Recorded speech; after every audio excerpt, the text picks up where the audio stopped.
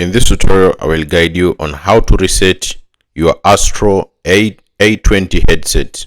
So before we dive into all the steps, let me give you some reasons as to why you may need to reset your A20 headset. So the reason why you may need to hard reset your headset, first, your A20 headset won't turn on. So this may be a reason as why you may need to reset your Astro A20 headset. If it doesn't turn on, or there is no power light on your headset, or the sound is not working, you don't hear anything, or the microphone isn't working, no one can hear you, or your A20 headset won't connect or pair to your device. So luckily, after digging through online forums and videos, I have found the solutions on how to reset, and is a step-by-step process. So follow me very carefully. So start by pressing the power button on the headphones to turn them on. You should see an orange or red light on your headphone. I'm assuming you don't see this light.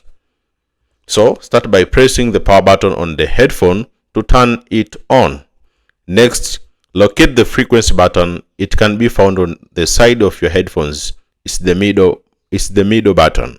So here, the frequency button, you can just find it on your headphone, depending on your headphone version, because if it is A20, it can be found on the side of your headphones.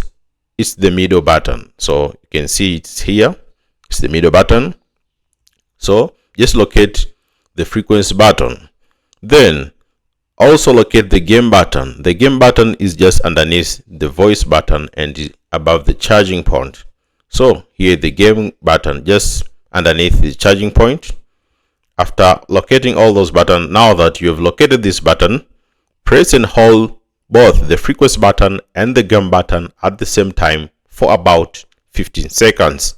So locate these buttons. As you see, this is the frequency button and this is the gain button. It's just underneath the voice button and above the charging point. So just above the charging point, you can see the gain button.